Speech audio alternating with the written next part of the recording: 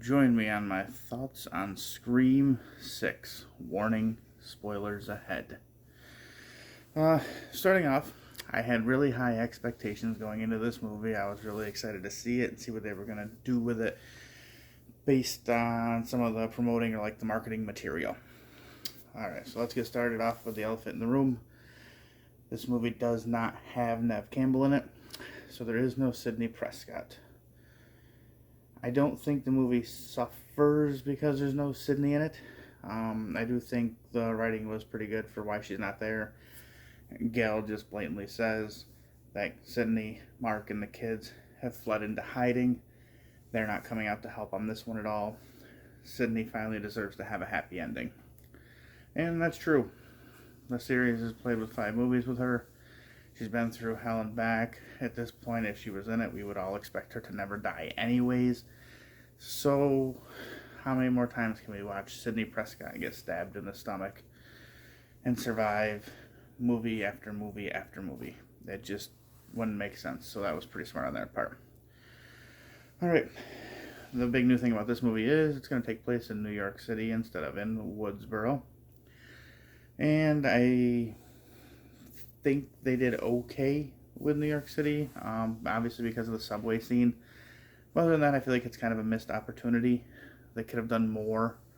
All the kids met in the park and talked. They could have met in Central Park.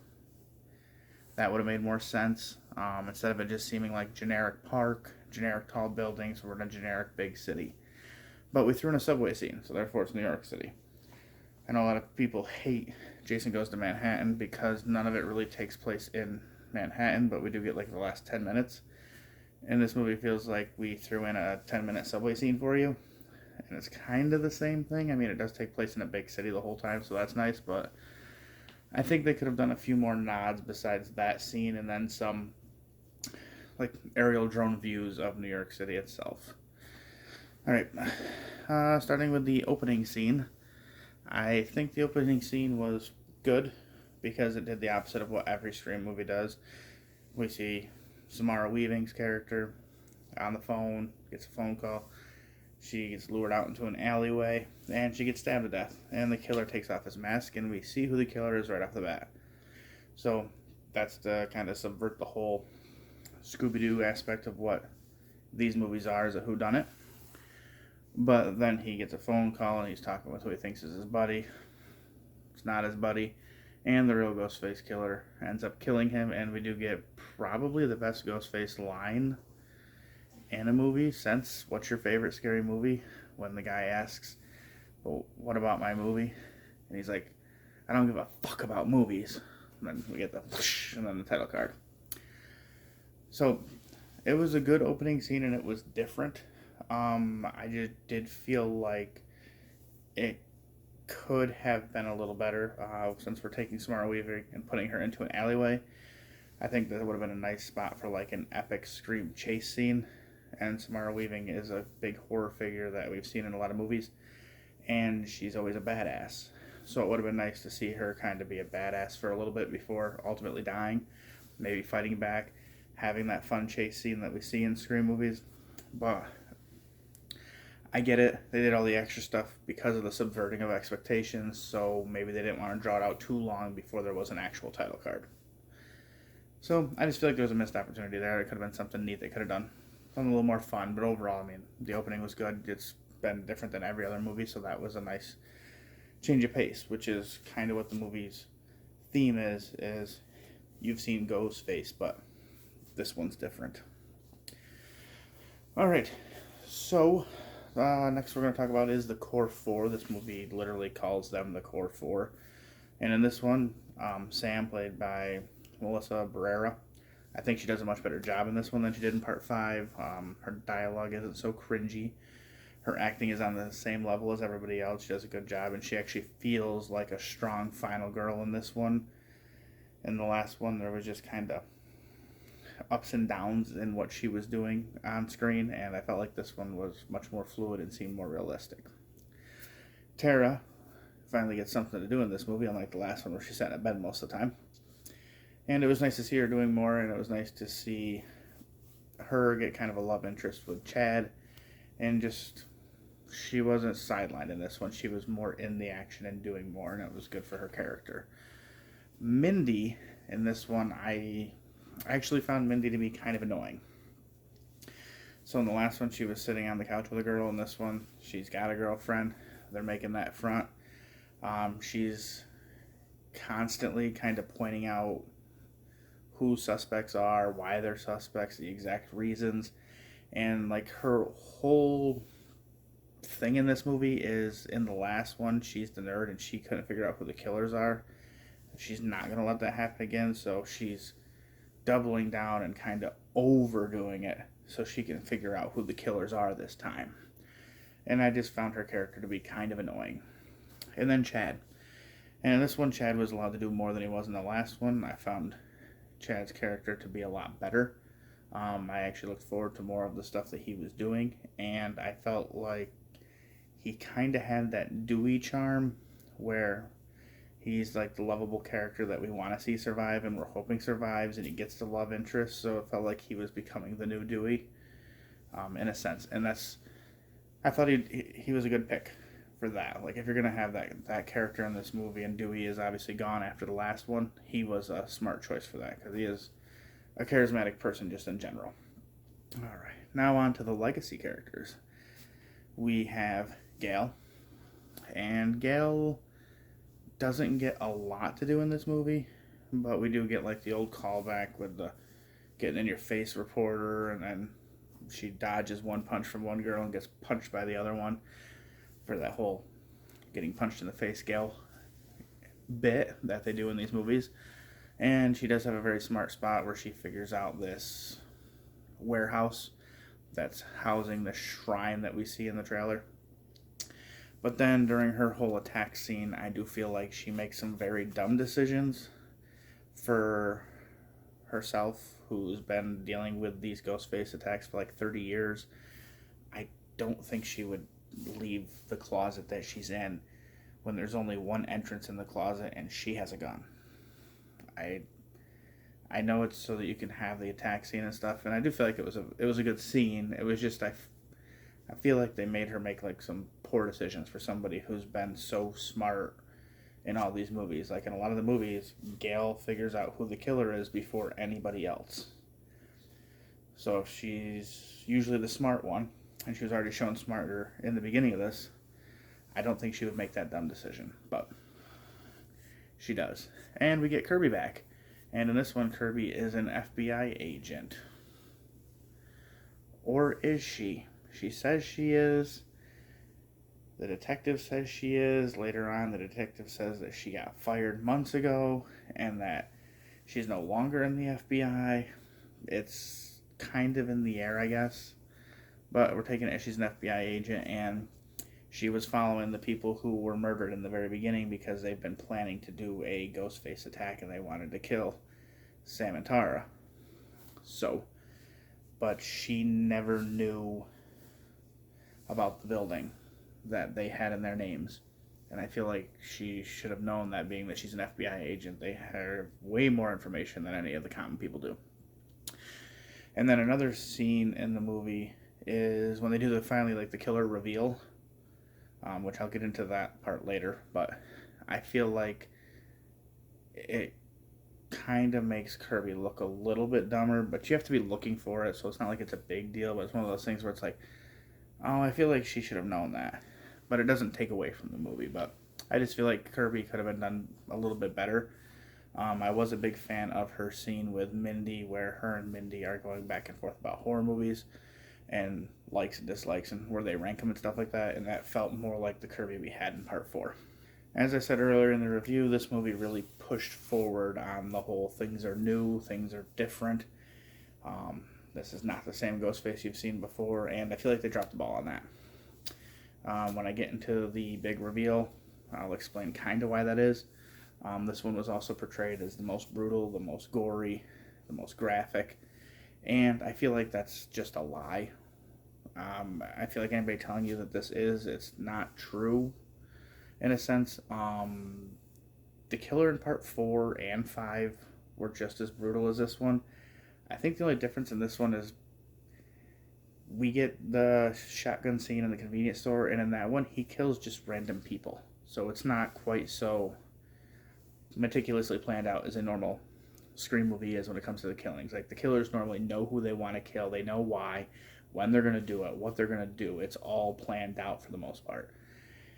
And in this one, just kind of goes with the flow in a scene. So therefore, it kind of makes it seem like he's more brutal and he's not following quite the rules.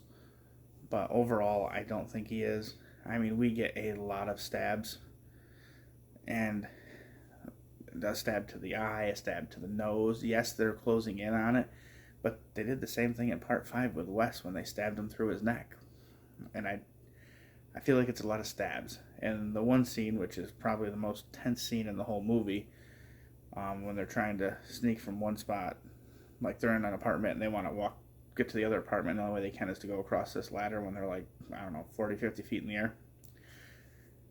The kill to Annika in that scene where she's already been stabbed in the stomach and the knife twisted and kind of ripped up a little bit. When she's walking across that and Ghostface grabs on the ladder and he's just shaking the shit out of it.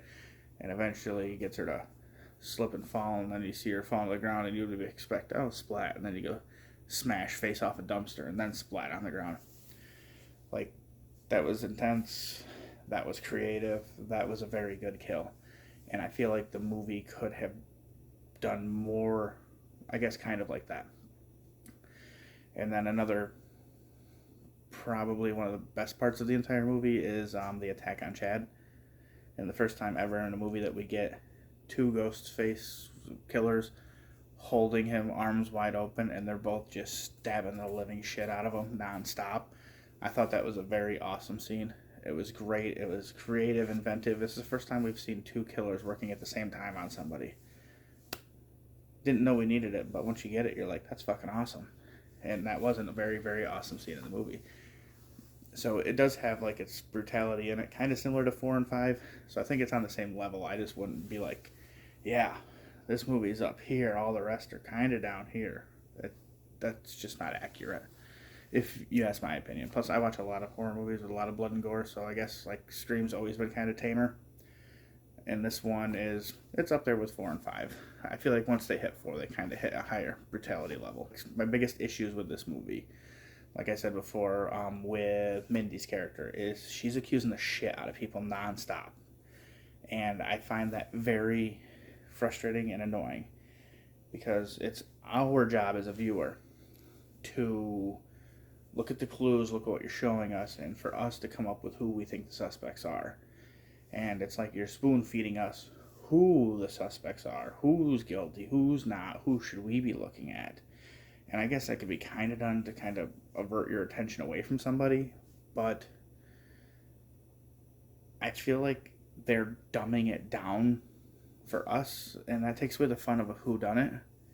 And maybe that's just my opinion, but I feel like it's just so much. I mean, it's one thing to say, Ethan, he might be a killer. But then it's like, oh, well, I'm just a roommate by chance. No, you can fudge that shit, and you could have made yourself be his roommate just because you wanted to get close to him. Like, yeah, we know, we've seen that in movies before. Why the fuck are you telling us this? Like, he's the roommate. Quinn's a roommate. We got all, the new girlfriend of Mindy. She's just there, kind of. Like, she's kind of a suspect at one point before she ultimately dies. And I just feel like it took away the fun of the whodunit and kind of, like, the beauty of, like, in Scream 2. Alright. There's a scene with Sidney and Cotton Weary, and he corners her in the library. And when they're walking down the steps, they just kind of take the camera in, and you zoom in on his boots. And that's all that happens. But in your head, you're like, those are the same fucking boots the killer wears. Maybe he's a killer. Maybe he really is trying to kill Sidney this time for what she did to him. And that's where, like, the red herring comes in on you, on your own viewing, not them telling you, hey, look, it's the same boots. And that was just something I found very frustrating. Another big issue was, for me in this movie, was You had like your big scenes in the beginning. You had the opening scene. You have Samara Weaving die. You have the guy who killed her die. His roommate's chopped up and dead inside of a fridge. Then you get the convenience store scene where just random people are stabbed. The guy's shot with a shotgun. That's like a very nice tense scene of stuff going on. People die. And then in the apartment building, we get the Quinn, her boyfriend, and Mindy's girlfriend all die. And it's like, okay, so we're like halfway through this movie and we've got 9 deaths already that we've seen. Like this really is going to be like a bigger body count and actually really push the envelope on this. And we get the scene with Courtney Cox's character, Gail, sorry. And she gets attacked and she is stabbed like with the glass right through the stomach. And she looks like she's fading away and she has a small line she says. And the whole scene is done very, very well. And if they were to have killed Gail, it would have felt like a nice send-off in a sense, because that was probably the best acting Courtney Cox has done in Scream in a very long time. When they're talking about how Dewey's dead and you can just see the pain and the sadness in her face. And then how he's saying that we've never really talked before, have we? Meaning that she's never got to have a phone call from Ghostface. Even through 5 movies, it hasn't happened yet. But then the paramedics come in and there's a slight pulse. So Gail's going to pull through. Okay, we get it. You killed Dewey in the last one. You're not in this one. Fine. Then we get the subway scene, which was a nice tense scene. Lights flash on, lights go off, just like they do in the subway. Not as long as they do in this movie, but they do in the actual subway down in New York City. And then we get Mindy, stabbed in the stomach, knife twisted. She's laying there, and Ethan's coming over, and he's like, oh God, we gotta help you, da-da-da-da. Mindy's gonna survive. Chad, arms held wide open, brutally stabbed so many times in the chest, in the stomach, all over the place, like a little pincushion. End of the movie, thumbs up just like Dewey. Kirby, stabbed, shot, gonna be okay. Sam gets stabbed, Tara gets stabbed. There's a lot of stabbing going on in the movie, and people don't die. And I'm not saying everybody has to die, but when in the first half of your movie 9 people die, and in the last half of your movie only the killers die, I feel like there's like a missed envelope or opportunity there. Like, Gail didn't have to die, but she could have. Mindy didn't have to die, but she could have. Chad should have died. He got stabbed, I don't know, 20, 30 fucking times. He should have died. I didn't want to see him die. I like Chad. He's a great character. He actually would have been the biggest gut punch out of the new core 4 to go. But it would have had meaning. It would have had impact. In Scream 2, they didn't shy away from killing Randy. They still killed Randy. They didn't bring him back. They didn't say he lived. And yes, it makes the fans angry because we all love Randy. But that evokes emotion, because when you watch Randy die, you feel something. And when you see Chad, you're going to feel something, maybe. But when you rewatch the movie, you don't feel that, because you know he's coming back. As with Randy, you know he's never coming back. And I feel like everybody's safe. And I hate when people always feel safe. It's like watching the Fast and the Furious series, where eventually they can fucking do anything in the world and it doesn't matter because they're going to survive. Nobody's going to die. Nothing bad's going to happen. They all keep coming back. And it's like, are these guys superheroes? Because I don't think Scream has superheroes in it. So I feel like they just didn't have the guts to go for it. And that's why this is not a new killer that we haven't seen before. Alright. And ultimately it comes down to the third act of this movie. And that's why when I came out of the theater, I was super disappointed. I did an instant reaction that was a short, and you can just see in my face, I was like a kid who just found out Santa Claus was not real. I was so disappointed because I felt like the movie was doing pretty good, very good, and just dropped it. And being it's a whodunit, there is a lot of stakes in how the movie ends, and I just did not care for it. There was so much plot holes in this movie and just bad writing. Like, the shrine was a good idea. It looks awesome. As horror fans, we love this shrine. But the reason why it's together is because Richie was able to just get all this shit. How? How did he get evidence from Scream 1 and Scream 4's killers and stuff from Woodsboro Police Department, when we know for a fact Dewey was there as a sheriff for part 4? And we know Judy Hicks was still there because she became sheriff in part 5.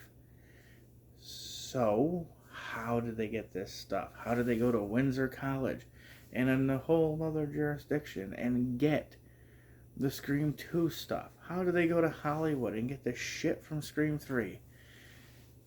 It just is far-fetched.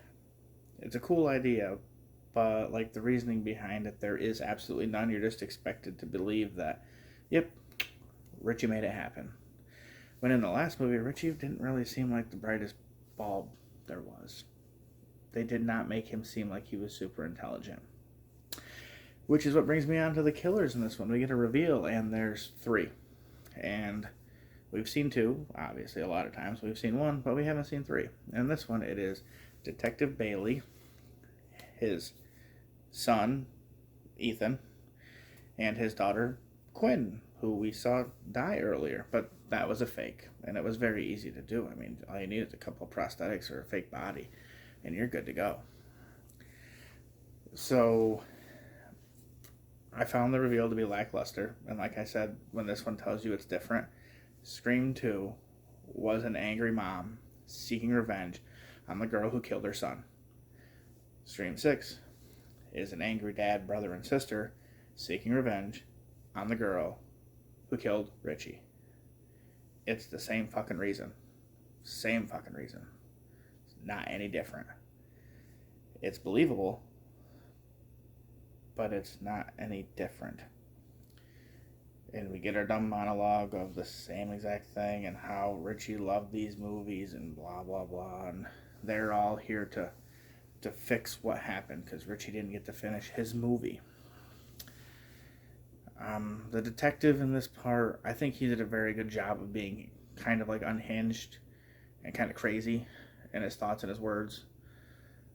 But the thing that I didn't like was Ethan was a character that we've seen a few times in the movie. He's kind of like Mickey from part 2, where you see him throughout in the beginning and then he kind of just disappears and he's not really anything important, and you're like, oh yeah, he was here.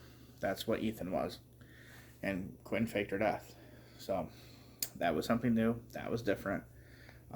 But overall, once they take their masks off after being these brutal killers that kind of are pinpoint and never really fuck up, it's amazing how when the masks come off, they are not anywhere near as brutal or convincing of anger at that time. So that's just kind of why it was disappointing at the end. But it's kind of a long little rant about the video with spoilers in it. Overall, this is a pretty good movie. It's not great. It has some holes in it that are kind of hard to look past, but they're not like deal breakers. And yes, the movie was very disappointing to watch, and maybe on rewatch it won't be as disappointing. But that might be because of my high hopes, and I was really expecting a lot. My overall ranking on this one, I'm kind of torn, being at about a 4. I know I said a lot of harsh things in there, but I still think it was a good movie, and it's a watchable movie. It's not the worst Scream movie ever made, but it is not on par with the original.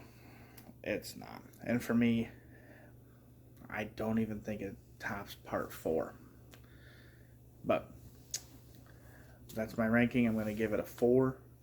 If you guys want, don't forget to give me a subscribe if you made it this long. I'll put my Scream review series up here if you want to check out some of my other movie reviews. And here in the near future, I'll be doing a ranking of all 6 films. Until the next one, guys, rest in peace.